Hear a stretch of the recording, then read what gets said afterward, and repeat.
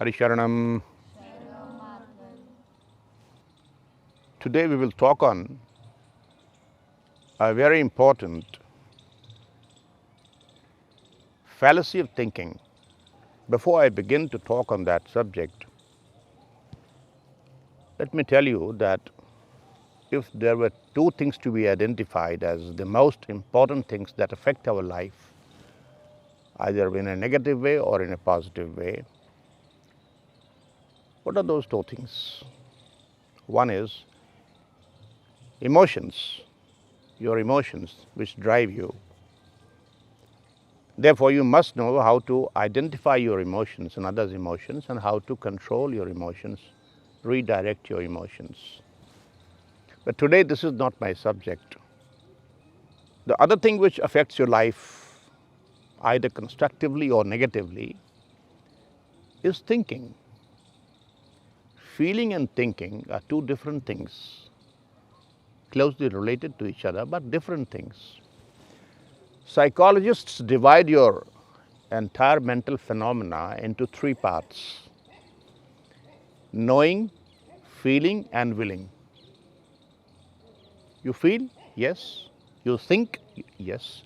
And you act. Action originates from feeling and thinking. So fundamentally, there are two things that matter for you immediately before we come to action part of it, is feeling and thinking. As regards feeling, there is a whole chapter for you in your curriculum called emotional literacy, and I have already taught you that emotional literacy in Himachal Pradesh, did I not? Yes. I'll repeat that here also. But I didn't teach you what the thinking aspect is. There is an art of thinking. There is a science of thinking, how to think. All of us can cook some things. I can prepare a khichdi if you ask me to do that. I know how to cook a khichdi. Or Maggi, 2-minute noodles. But doesn't mean that I really know cooking, no. I think, you think, everybody thinks. But the art of thinking is different. If you learn that art, acquire that art, you will be a much better person and the world would be a much better place to live in. Emotions drive you, activate you. If you are angry, that anger is an emotion that drives you, mostly in a negative direction. Mostly, I'm saying. You can pick up a knife and stab somebody when you're very angry. You know that it should not be done, but you are driven by that emotion. It's like a fuel in a rocket, emotions. You've seen that flare of fire coming out of the tail of the rocket. That propels it into the sky, into the space. But it can propel it anywhere, not necessarily in the right direction. For getting this direction right, you have to have the intelligence part. So every rocket has a brain, artificial brain, that directs it towards moon if moon is the destination, or Mars if Mars is the destination. No? If it has no brain there, no intelligence, then its existence would go waste. It would be lost in space somewhere. Therefore, it's important to cultivate right emotions and to acquire the art of thinking, both. Now, in thinking, you commit many fallacies, mistakes. Today, my subject is to point out one very important mistake or fallacy of thinking which affects 99.9% of people on this planet, which is why it's so important. This fallacy, understanding this fallacy is so important. What's that fallacy? You must have seen the pictures of sea pirates, the bandits, one black, wearing one black patch, one eye capped. If you are aware of the world with two eyes, you can see both sides of the picture, your vision field. But if you put one hand here or cap one eye, wear an eye patch here, then half of the area is lost from your vision field. Try it.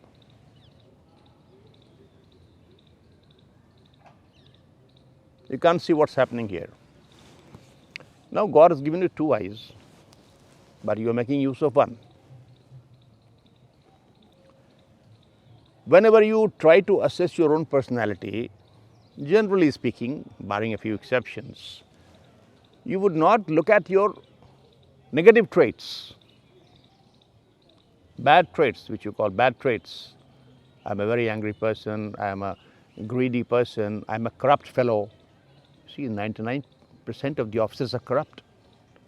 But how many of them will admit that they are corrupt?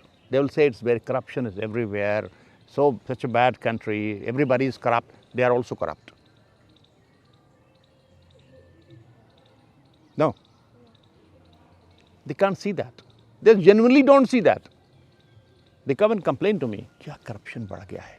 Oh, how much of corruption? Everywhere you go, people ask for money. I look at them. I know that they are also doing the same thing. I can't tell them, and I shouldn't tell them. There's no point in telling that. But this is true. This is one eye closed syndrome. He has closed his eyes to his own negative side. No? Now, whenever you assess and judge people, you do the same thing.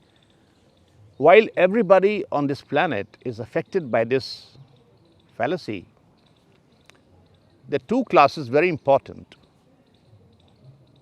who control the world today, and both of them, in most cases, suffer from this fallacy.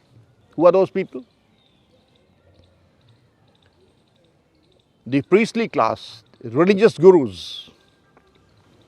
All of them think that theirs is the best. They have all the qualities, their sect, their religion has all the qualities, good qualities, and others have all the bad qualities. And they preach this also. And they genuinely, they are not paid for this. They think, Hindus think that Hinduism is the best religion. What are they doing? They are closing their eyes to something which is there in Hinduism, but then they don't want to see that.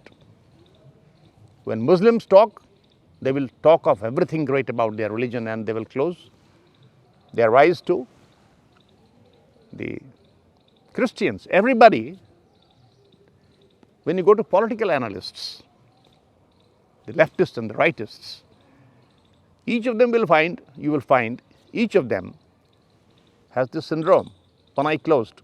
They don't see the problems with their political party, but they see every problem in the other political party. No. And these two groups control the world today, you know. Politicians control the world. They affect the world. And the religious preachers control the world in their own way. Therefore, the world would be a much better place if we knew the art of thinking. And the art of thinking includes knowing what is not the art of thinking.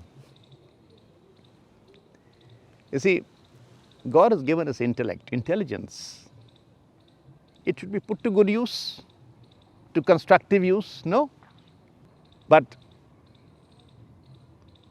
because of this one eye closed syndrome, we are not able to discover the truth.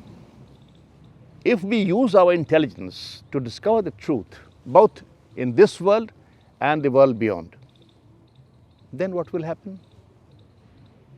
You would be a much better person, and the world would be a much better place to live in. No. Peaceful place, reasonable place. People not killing each other unnecessarily. So wars would stop. Largely, not completely, but largely it would stop. Fights at home will stop. There's a lot of fight within the house, within siblings, brothers and sisters and sons and fathers and husband and wife most of all. They are all looking at wife's problems and she looking at the husband's problems, husband's negative traits. You said this, you said that, you did this, you did that, and you also did something, you forgot about that. Try to introspect, try to reflect, try to think critically. So I have today discussed one fallacy of thinking. Maybe in the next session we discuss some other fallacy which is equally important. I'll just give you a clue. There was a great thinker called John Stuart Mill in England. He was one of the most towering figures of the 19th century England, world I would say, not England, whose book is on liberty. He formulated 5 methods of finding out the cause of something. When you think, you see the world, the scientists more specifically, and at home also, you look for the causes. You are going somewhere and you didn't succeed in your mission. You thought, why did I not succeed in the mission? Oh yes, I remember, a cat crossed the path. It was black cat. And that was the reason why I didn't succeed. Imagine what kind of a foolish thing. Because the person who is judging this is not trained in the art of thinking. Is that the cause, real cause, why you didn't succeed? John Stuart Mill's methods, 5 methods, are focused on addressing this fallacy. Attribution of something to something as a cause. This is a fallacy. Cat is not the cause. So that we will deal with separately. Parisharanam.